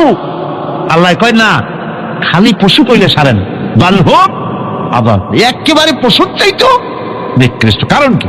কারণ হলো পশু অবিশ্বাসী নয়, পশু অবিশ্বাসী নয়, পশু কাফের নয়, পশু মুশরিক নয়, পশু মুরতাদ নয়, পশু নাস্তিক নয়, ঠিক কিনা? সুতরাং পশুর চাইতেও খারাপ, পশুর চাইতেও খারাপ। পশু যেটা বোঝে তাও বোঝে না। পশু তো অন্তত মালিকের আনুগত্য করে, তার কথা শোনে, যার খায় তার কথা শোনে। কুত্তাটাও, কুকুরও যার খায় তার কথা শোনে, ঠিক কিনা গণ? অথচ যে আল্লাহ রাব্বুল আলামিন খেতে দিলেন, পড়তে দিলেন, সব কিছু দিলেন, তার ইবাদতটা বুঝতে চেষ্টা করলো না, তার ইবাদত বুঝতে চেষ্টা করলো না, তার গোলামি করতে জানলো না। সুতরাং এগুলি হচ্ছে উলাইকা কাল আনআম, এগুলি চতুষ্পদ জন্তু এবং জানোয়ারের মতো, বরং তার থেকেও নিকৃষ্ট। মানুষকে আল্লাহ পাক জ্ঞান দিয়েছিলেন, সেই জ্ঞান দিয়ে সে দূরবীন আবিষ্কার করলো, জ্ঞান দিয়ে দূরবীন আবিষ্কার করলো, যাতে করে শকুনের চাইতেও তীক্ষ্ণ দৃষ্টি সম্পন্ন হয়। সে গাড়ি আবিষ্কার করলো যাতে করে চিতাবাঘের চাইতেও বেশি দৌড়িতে পারে। সে সাবমেরিন আবিষ্কার করলো যাতে করে মাছের চাইতেও বেশি দ্রুতগামী হয়ে চলতে পারে পানির তলা দিয়া। এ সব কিছুই করলো, কিন্তু তার মনুষ্যত্বকে বাড়াইতে পারলো না, মনুষ্যত্বকে বাড়াতে পারলো না। এই মনুষ্যত্বই ছিল সবচেয়ে বড় জিনিস। কবি বলছেন মুঝে ये डर है कि दिले जिंदा तू ना मर जाए, मुझे ये डर है कि दिले जिंदा तू ना मर जाए, कि जिंदगानी इबारत है तेरे जीने से, मुझे ये डर है कि दिले जिंदा तू ना मर जाए। আমার এই ভয় হয়, হে আমার জীবন্ত আত্মা, তোর না অপমৃত্যু হয়ে যায়। কারণ তোর যদি অপমৃত্যু হয় তাহলে আমার তো বেঁচে থাকার কোনো লাভ নাই। আমরা তো আমাদের আত্মা, জীবিত আত্মাকে মেরে ফেলছি, জীবিত আত্মাকে মেরে ফেলছি, আত্মাকে বিকশিত করছি না। আত্মাকে বিকশিত করতে হবে। এই আত্মা বিকশিত হবে কিভাবে? সব জিনিসের খাবার আল্লাহ পাক এই জমিনে তৈরি করেছেন, ঠিক কিনা কর? সকলের খাবার এই জমিনে। মানুষ যেহেতু তৈরি হয়েছে এই মাটি দিয়ে, সেই জন্য আল্লাহ রাব্বুল আলামিন মানুষের খাবার মাটি দিয়ে তৈরি করে দিয়েছেন। কলা দিয়েছেন, কচু দিয়েছেন, আলু দিয়েছেন, মূলা দিয়েছেন, তাল দিয়েছেন, বেল দিয়েছেন, মাছ দিয়েছেন, তরকারি দিয়েছেন, পনির দিয়েছেন, দুধ দিয়েছেন, গোশত দিয়েছেন। খাবারের কোনো অভাব রাখেন নাই, সব মাটি দিয়েছে। কিন্তু যেটা আমাদের ভিতরে, যে আত্মাটা আমাদের মধ্যে, যে আত্মা থাকলে পরে বাঁচি, আত্মা না থাকলে পরে মরে যাই, সেই রুহের খাবার আমরা কেউ দিতেছি না। রুহটা কি? আল্লাহ পাক বলছেন নবী, আপনাকে প্রশ্ন করা হয় ওয়ায়াসআলুনাকা আনির রূহ কুলির রূহু মিন আমরি রাব্বি। নবী ভাই, প্রশ্ন করা হয় রূহ কি জিনিস? এর জবাব হচ্ছে এই বলে দিন, রূহ হচ্ছে আল্লাহর একটু অর্ডার, একটু হুকুম তোমার ভিতরে কাজ করছে। ওই রূহেরও কিছু খাবার আছে, ওই রূহেরও কিছু খাবার আছে। সেই রূহকে খাবার জমিনে তৈরি হবে না। রূহ গোশত খাবে না, পনির খাবে না, দুধ খাবে না, সর খাবে না, ফল খাবে না, কি খাবে? রুহের খাবার। যেহেতু রুহ এই পৃথিবীতে তৈরি হয় নাই, রুহ এসেছে আলমে আরওয়াহ থেকে, সেজন্য রব্বুল আলামিন রুহের খাবার পাঠিয়েছেন লৌহ মাহফুজ থেকে।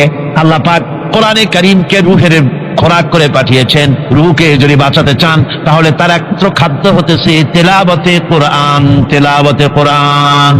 যত তেলাওয়াত করবেন ততই মজা লাগবে। সুবহানাল্লাহ, সুবহানাল্লাহ।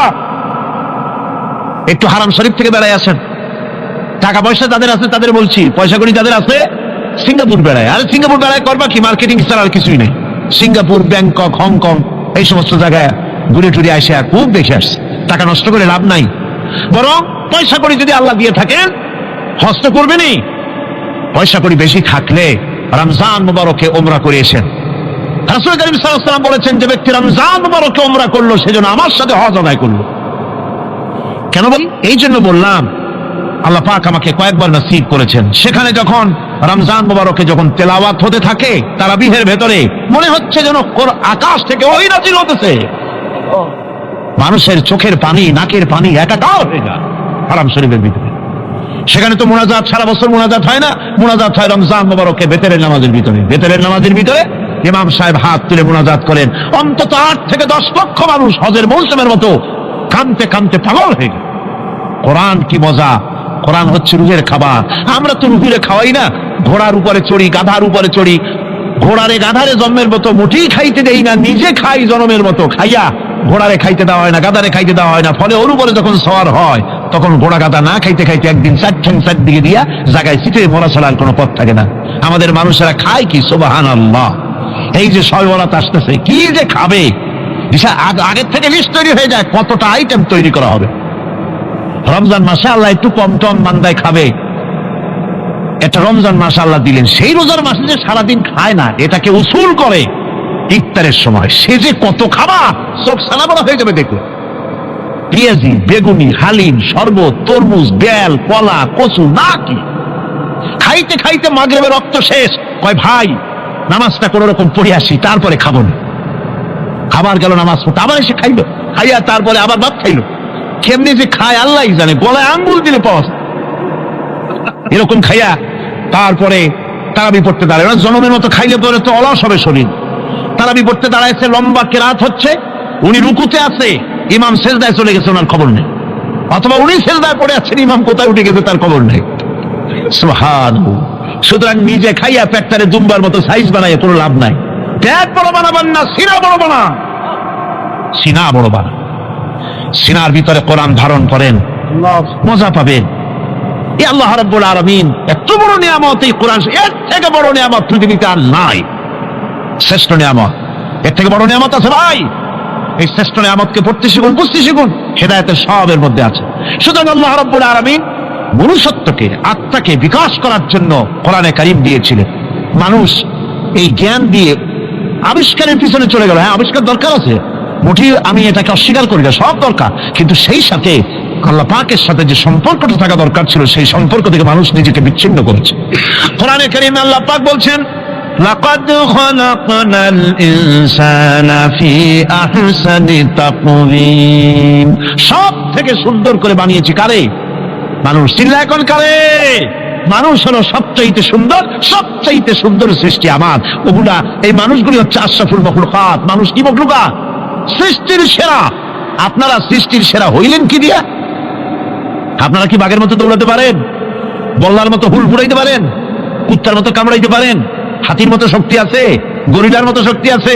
মাছের মতো সাঁতরাইতে পারেন? সাপের মতো ক্রুদ্ধতা আছে? সিংহের মতো হিংস্রতা আছে? তো কিসের, কোন দিক থেকে আপনি আশরাফুল মাখলুকাত হলেন? আশরাফুল মাখলুকাত হয়েছেন জ্ঞানের কারণে। কিসের কারণে? সেই জ্ঞানটার জন্যই তো আপনি সৃষ্টির সেরা। এই সৃষ্টির সেরা মানুষ, সুন্দর মানুষ, এই মানুষগুলি সুম্মা রাদাদনাহু ফি আসফালা সাফিলিন। সুম্মা রাদাদনাহু আসফালা সাফিলিন। এই মানুষ নিচে নামতে নামতে এত নিচে নামে, শয়তান অবাক হয়ে গালে হাত দিয়া নিচের দিকে তাকাইয়া দেখে আর চিন্তা করে, এর দূর নামলো কেমনে? শয়তান অবাক হয়ে যায় মানুষের অবস্থা দেখে। আজ America, British parliament, American parliament আইন পাস করে পুরুষে পুরুষে বিবাহ জায়েজ করে দিয়েছে সেখানে। নাউযুবিল্লাহি মিন যালিক। শয়তানের চাইতে অনেক কিছু। শয়তানও এইসব কাম জানেও না, বোঝেও না। শয়তান তো ভালো, কুত্তাও জানে না, ঠিক কিনা কন? কুকুরেও সমকামিতা করে না, শুয়ারেও করে না, গাধায়ও করে না। মানুষ কোথায় নামছে? এই মানুষ সৃষ্টির সেরা বানিয়েছিলাম, শয়তানের চাইতে নিকৃষ্ট হয়ে গেল। আল্লাহ পাক বলেন, ইল্লাল্লাযীনা আমানু ওয়া আমিলুস সালিহাতি ফালাহুম আজরুন গায়রু মামনুন। কিন্তু যারা ঈমান এনেছে, আমলে সালেহ করেছে, তাদের জন্য রয়েছে অফুরন্ত পুরস্কার। এই অফুরন্ত পুরস্কার আল্লাহ রাব্বুল আলামিন দান করবেন যারা নাকি মুমিন বান্দা, যারা নাকি ইবাদত করবে তাদের জন্য। এখন আমি আপনাদেরকে বলতেছিলাম যে ইবাদত গোলামি অর্থে, এর গোলামির পূর্ণ অর্থ সেটা হচ্ছে যে ব্যক্তি, পরিবার, সমাজ ও রাষ্ট্র, জীবনের সকল ক্ষেত্রে গোলামি করতে হবে কার? আল্লাহ পাকের। এই ইবাদত শব্দটাকে কোরআনে কারিমে কয়েকটা অর্থে ব্যবহার করা হয়েছে, সে অর্থগুলি আমাদের জানা দরকার। যেমন ইবাদত এবং দাসত্ব অর্থে আল্লাহ পাক বলছেন, ثم أرسلنا موسى وأخاه هارون بآياتنا وسلطان مبين।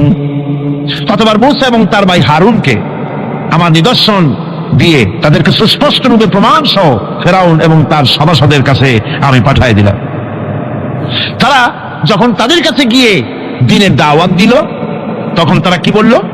ফাকালু আনুমিনু লিবাশারাইনি মিসলিনা ওয়া কওমুহুমা লানা আবিদুন। আমি যখন তাদেরকে পাঠালাম, তারা যখন দ্বীনের দাওয়াত দিলেন, ইবাদতের দাওয়াত দিলেন, তখন তারা বলল, আমরা কি এমন আমাদেরই মতো দুজন মানুষের আনুগত্য করব? এখানে আবেদুন অর্থাৎ দাসত্ব, আমরা কি তার দাসত্ব করব? এই দাসত্ব একমাত্র আল্লাহরই হতে পারে, আর কারো হতে পারে না।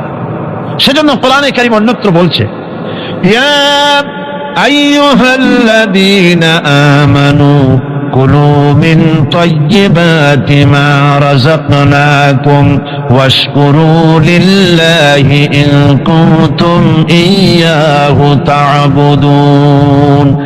হে ঈমানদারেরা, তোমরা যদি আমার ইবাদত করো, তবে আমি তোমাদেরকে যে সব পবিত্র জিনিস দান করেছি তা খাও এবং আল্লাহর শুকর আদায় করো।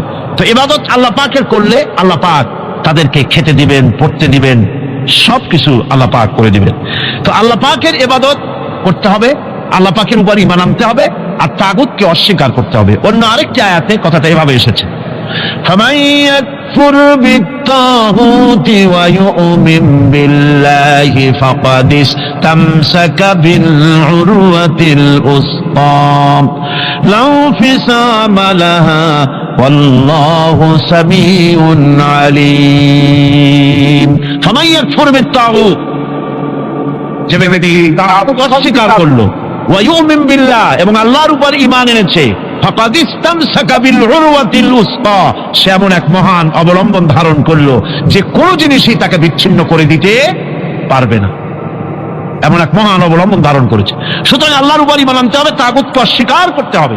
ইবাদত জীবনের সকল ক্ষেত্রে করতে হবে কার? আল্লাহ পাক। কোরআনে কারীম বলছে, এর আগে আমি প্রথমে শুনিয়েছি, সমস্ত নবীরা, আম্বিয়া আলাইহিস সালাম, তারা তার নিজের জাতিকে গোলামির জন্য দাওয়াত দিয়েছেন। আল্লাহ পাকের বলেছেন, আমার জাতি, একমাত্র নবী মুহাম্মদ রাসূলুল্লাহ সাল্লাল্লাহু আলাইহি ওয়াসাল্লাম আমার জাতি, তিনি বলেন নাই। তাকে দিয়ে আল্লাহ পাক বলেছেন, ইয়া আইয়ুহান নাসু উবুদু রাব্বাকুমুল্লাযী খালাকাকুম ওয়াল্লাযীনা মিন ক্বাবলিকুম লাআল্লাকুম তাত্তাকুন। ইয়া আইয়ুহান নাসু উবুদু রাব্বাকুমুল্লাযী খালাকাকুম, রাব্বাকুম উবুদু রাব্বাকুম আয় আতিউ রাব্বাকুম, গোলামি করো, আনুগত্য করো, দাসত্ব করো তোমার সেই প্রভুর, সেই রবের, যিনি তোমাকে সৃষ্টি করেছেন। তার আনুগত্য জীবনের সব ক্ষেত্রে করো। এক জায়গায় করলে হবে না, সব জায়গায় করলে হবে। জীবনের সমস্ত কাজটাই হলো ইবাদত হবে যদি মুসলমান আল্লাহর হুকুম মাফিক তার জীবনকে পরিচালনা করে। আপনার চোখের চাহনিটাও তো ইবাদত হবে। সুবহানাল্লাহ। এই চোখ দিয়ে গুনাহ কামাই করা যাবে, আবার এই চোখ দিয়ে সব কামাই করা যাবে। যদি কোনো সন্তান তার মা বাবার দিকে ভক্তির নজরে, মোহব্বতের নজরে যদি তাকায়, নবীজি বলেছেন একটা কবুল নফল হজের সওয়াব আমলনামায় লেখা যাবে। সাহাবীরা প্রশ্ন করেছেন, যদি কেউ 100 বার তাকায় তো কি হবে? নবীজি বলেছেন, আল্লাহ রাব্বুল আলামিনের নিয়ামতের ভান্ডার, অফুরন্ত নিয়ামতের সেখানে কোনো অভাব নাই। যদি কোনো বান্দা যদি তার মা বাপের দিকে দৈনিক 100 বার তাকায় তো ওই বান্দার আমলনামায় 100 কবুল নফল হজের সওয়াব লেখা যাবে। তাহলে দেখা গেল চোখের চাহনি আপনার ইবাদত, আপনার ঘুম ইবাদত, আপনার চাকরি ইবাদত, আপনার ব্যবসা বাণিজ্য ইবাদত। তার মানে হলো আল্লাহর গোলামি, আল্লাহর হুকুম অনুযায়ী কাজ করার নামই হচ্ছে ইবাদত। ইয়াকা নাবুদু ওয়া ইয়াকা নাস্তাইন। পড়েন সবাই, ইয়াকা নাবুদু ওয়া ইয়াকা নাস্তাইন। আল্লাহ তাআলা একমাত্র তোমার গোলামি করি, তোমারই আনুগত্য করি, তুমি ছাড়া কারো গোলামি করি না, তুমি ছাড়া কারো গোলামি করি না। এখন দোকানদার নামাজের মধ্যে পড়লো ইয়াকা নাবুদু। ইয়াকা নাবুদু, নাবুদু শব্দটা হচ্ছে মুজারের সিগায় যায়। এর মধ্যে দুইটা কাল পাওয়া যায়, বর্তমান আর ভবিষ্যৎ, দুটি কাল পাওয়া যায়। নাবুদু, নাবুদু এই শব্দ দিয়ে বোঝানো হচ্ছে কি, আল্লাহ পাক এই নামাজের ভিতরে যেমন তোমার হুকুম পালন করে নামাজ আদায় করছি, যেমন নামাজের ভিতরে কিছু খাওয়া যায় না, বাইরে খাওয়া জায়েজ ছিল, নামাজ পড়ছি বলে খানাটা আমার জন্য হারাম হয়ে গেছে। কথা বলা জায়েজ ছিল, নামাজের ভিতরে কথা বলা হারাম করে দিলাম। এদিক ওদিক তাকানো জায়েজ ছিল, নামাজের ভিতরে এদিক ওদিক তাকানো বন্ধ করে দিলাম। তার মানে আমার জন্য চিরস্থায়ী, সব সময়ের জন্য আমার জন্য হালাল করে দেওয়া জিনিসগুলি এই নামাজের ভিতরে অল্প সময়ের জন্য হারাম করে প্রমাণ করে দিলাম। মাবুদ গো, এই নামাজের পরে চিরস্থায়ী হারামগুলি এইভাবে আমার জন্য হারাম করে নেব। ইয়াকা নাবুদু, নামাজটা পড়ছি যেভাবে করে, নামাজের বাইরের জীবন চালাবো সেইভাবে করে। সেজদা দিলেই তো সওয়াব হয়, সেজদা দিলে কি হয়? সওয়াব হয়। যদি কেউ 5-6টা সেজদা দিয়ে দেয় এক রাকাতের মধ্যে তো কি হবে? যদি কেউ নামাজ পড়লে তো সওয়াব হয়। ফজরের নামাজ যদি 4 রাকাত পড়ে তো কি হবে? মাগরিবের নামাজ যদি 2 রাকাত পড়ে অথবা 4 রাকাত পড়ে তো কি হবে? ইচ্ছে করে যদি এভাবে করে ভুল করবে নয়, ইচ্ছে করে যদি করে তাহলে আল্লাহর আইনের সঙ্গে বিরোধিতা করছে বলে সে বিদ্রোহী হিসাবে প্রমাণিত হবে। সুতরাং কথা হচ্ছে নামাজের ভিতরে আল্লাহ পাক ইয়াকা নাবুদু, এই নামাজের ভিতরে তোমার হুকুম মেনে যেভাবে নামাজ আদায় করি, নামাজের বাইরের জীবনটাও তোমার হুকুম মেনে পালন করব। এটাই হচ্ছে ইবাদতের মূল থিম, মূল আইডিয়া, মূল ফিলসফি। নামাজ ইবাদত করতে হবে জীবনের সব ক্ষেত্রে। নামাজের ভিতরে বললাম ইয়াকা নাবুদু। দোকানদার, এই লোকটা কি? দোকানদার, ঘি বিক্রি করবে, ঘি আনছে দোকান। তারপরে নামাজ পড়তে দাঁড়িয়েছে, দোকানের পেছনে ছোট্ট ঘর আছে, নামাজ পড়তে দাঁড়িয়েছে, শুরু করে দিল আল্লাহু আকবার, আলহামদুলিল্লাহি রাব্বিল আলামিন, আর রহমানির রহিম, মালিকি ইয়াউমিদ্দিন, ইয়াকা নাবুদু ওয়া ইয়াকা। তাড়াতাড়ি পড়তে হবে যেহেতু খরিদ্দার আসতেছে। খরিদ্দার 2-4 জন ভিড় জমা এসছে, নামাজ ছেড়ে দিয়েছে। কর্মচারীকে ডাকছে, শোন ভিতরে আসলো, আমি তো কেবল খাঁটি ঘি নিয়ে আসছি, ওর মধ্যে তো ভেজাল দিই নেই। তাড়াতাড়ি করে ওর মধ্যে যা দিয়ে ভেজাল দিতে হয় ভেজাল দিয়ে ঠিক মতো দিয়া তারপরে বিক্রি করবি। 100 টাকা কিনছিস, 250 টাকা করে বিক্রি করবি। আল্লাহু আকবার, আর রহমানির রহিম, মালিকি ইয়াউমিদ্দিন, ইয়াকা নাবুদু ওয়া ইয়াকা। এটা নামাজ হইল কর? এই নামাজের আল্লাহর কোনো দরকার আছে? কোনো দরকার নেই।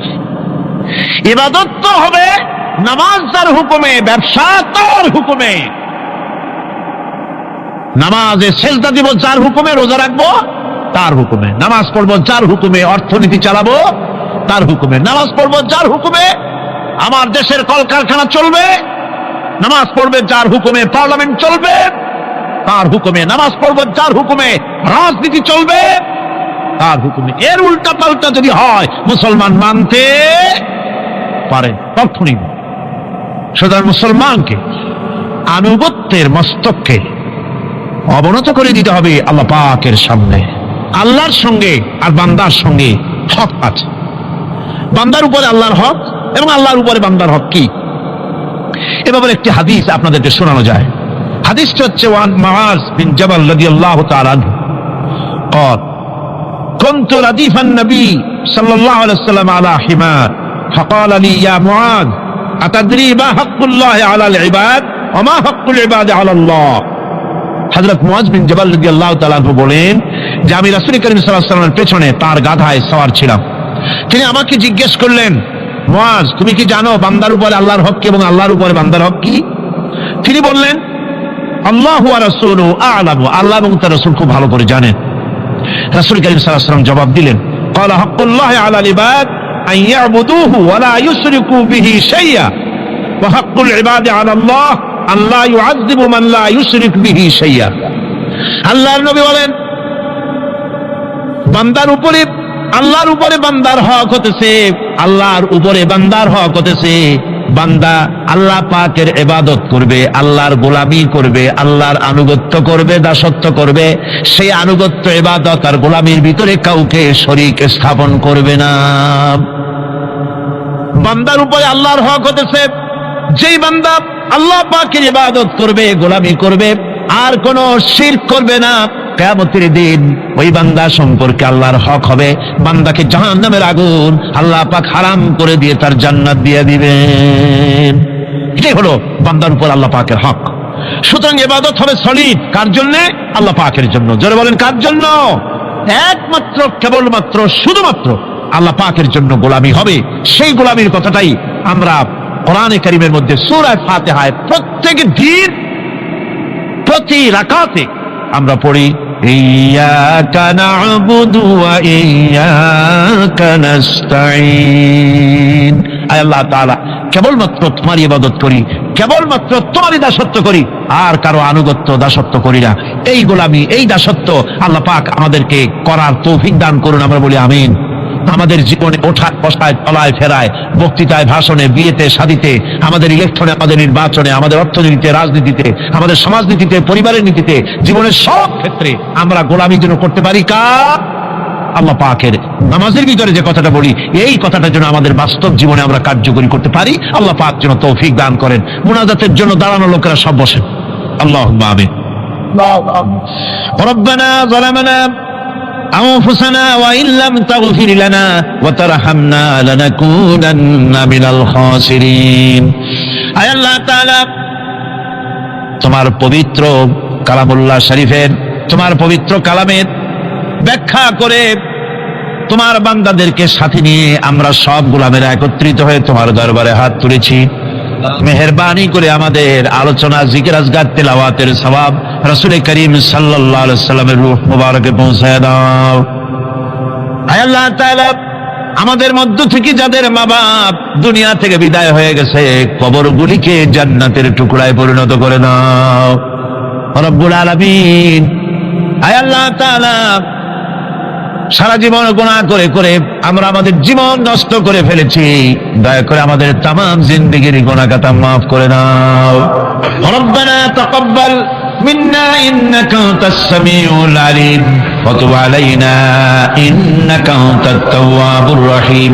সুবহান রাব্বিকা রাব্বিল ইজ্জাতি আম্মা ইয়াসিফুন ওয়া সালামুন আলাল মুরসালিন আলহামদুলিল্লাহি রাব্বিল আলামিন। ওয়াজআল آخر كلمتنا عند الموت لا إله إلا الله محمد رسول الله.